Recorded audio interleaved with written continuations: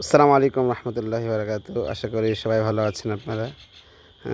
আমার হাতে দেখতেছেন একটি পেয়ারা। পেয়ারাটা দেখতেছেন এই সাইডে একটু নষ্ট হয়ে যাচ্ছে। ভিতরেও দেখতেছেন কিছু ভালো আছে, কিছু নষ্ট হয়ে যাচ্ছে।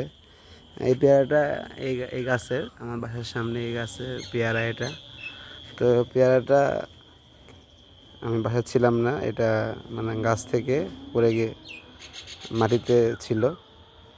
তো মাটিতে কেউ না তোলার কারণে জিনিসটা ধীরে ধীরে পচা শুরু করছে। যদি পেয়ারাটা সুন্দর তো ভালো থাকতো, গাছে থাকতো, এই পেয়ারাটার একটা ভালো দাম থাকতো, খাবার উপযোগীও হতো, আমরা খেতে পারতাম। কিন্তু দেখেন, আসলে কেউ যত্ন না করার কারণে, কেউ খেয়াল না করার কারণে জিনিসটি আজকে পেয়ারাটি নষ্ট হয়ে গিয়েছে। তো আমাদের আসলে এই পেয়ারার ঘটনার মতোই আমাদের সকলের জীবন, আমরা আমাদের অধীনস্থদের বা আমাদের জীবনকে সব কিছুতেই আমরা খেয়াল না করি, দেখাশোনা না করি, তাহলে সব কিছুর এই অবস্থা হয়ে যায়। পরে আর আফসোস করে আমাদের জন্য আফসোস করার কিছু থাকে না, আফসোস করে লাভও নাই আর।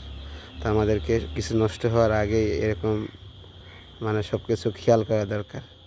ভুল একবারই হয়, তো যেন বারবার যেন ভুলটা যেন আমাদের দ্বারা না হয়।